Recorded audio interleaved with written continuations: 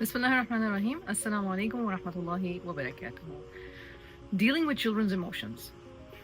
बच्चे 0 एज से लेके जिस भी एज तक हैं वालिदैन के लिए बच्चे हैं, लेकिन जो मुश्किल स्टेजेस हैं वो ये हैं कि जब वो ज़्यादा छोटे होते हैं और उनकी इमोशनल डेवलपमेंट हो रही होती है, लॉजिकल डेवलपमेंट हो रही होती है, उनको पेरेंट्स को अपनी बात समझाना नहीं आ रहा होता, या वो बहुत जल्दी घबरा जाते हैं और फिर रोने चीखने चिल्लाने लगते हैं, ज़िदें पकड़ लेते हैं। तो ऐसे में पेरेंट्स के लिए उनको इमोशनली हैंडल करना खुद भी, यानी उनके साथ को रेगुलेट करना बड़ा मुश्किल हो रहा होता है। ऐसे में कुछ स्टेप्स जो 0 to 7 साल के बच्चों के साथ आप कर सकते हैं वो ये हैं। नंबर 1, आप बच्चों की ब्रेन ग्रोथ को समझें, साइंटिफिकली समझें। 0 से लेके 4 साल तक बच्चा स्पंज की तरह है, वो जो कुछ देख रहा है वो उसको ज़्यादा बेहतर एब्जॉर्ब कर रहा है। उसका ब्रेन का एक लॉजिकल लेवल है, एक इमोशनल लेवल, और उसका इमोशनल लेवल जो है वो हर वक्त काम कर रहा है, लेकिन जो लॉजिकल लेवल है वो आहिस्ता आहिस्ता बेहतर हो रहा है। नंबर 1 ये।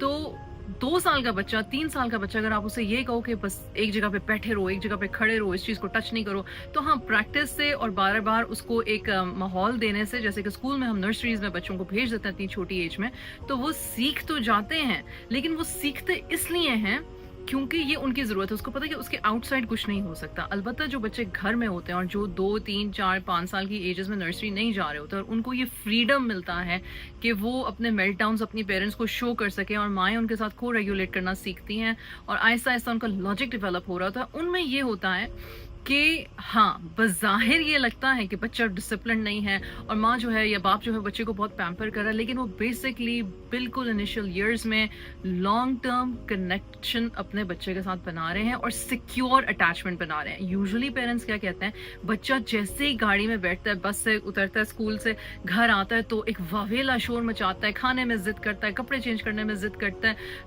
अपने बहन भाइयों के साथ ज़िदें लगा लेता है, मारता धारता है, चीखता चिल्लाता है। क्यों?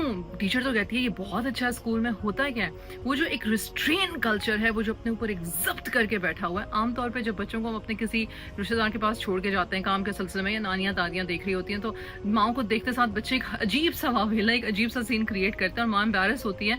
तो होता ही है कि बच्चे ने अपने आप को रिस्ट्रेन किया होता है कि मुझे पता है कि जो मेरा प्राइमरी केयर प्रोवाइडर है, जो मेरा प्राइमरी पेरेंट है, जिससे मुझे मेरी शदीद अटैचमेंट है, और यूजुअली मदर्स होती हैं छोटी एज में, वो अवेलेबल नहीं है।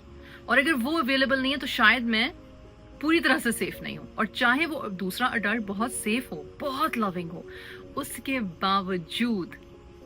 बावजूद बच्चे अपने आप को रिस्ट्रेन्ड रखते हैं। तो इस बात को पहले हमें समझने की ज़रूरत है कि बच्चे क्यों एकदम से इमोशनल ब्रेकडाउन्स करते हैं, क्योंकि जी उनकी एज और उनकी ब्रेन डेवलपमेंट के हिसाब से उनका लॉजिकल माइंड बिल्ड हो रहा होता है। आप क्या उनको सिखा सकते हैं छोटी एज से? जी बिल्कुल सिखा सकते हैं, लेकिन उसमें सब्र की, उसमें पेशेंस की, उसमें मोहब्बत की, उसमें शफकत की ज़रूरत है।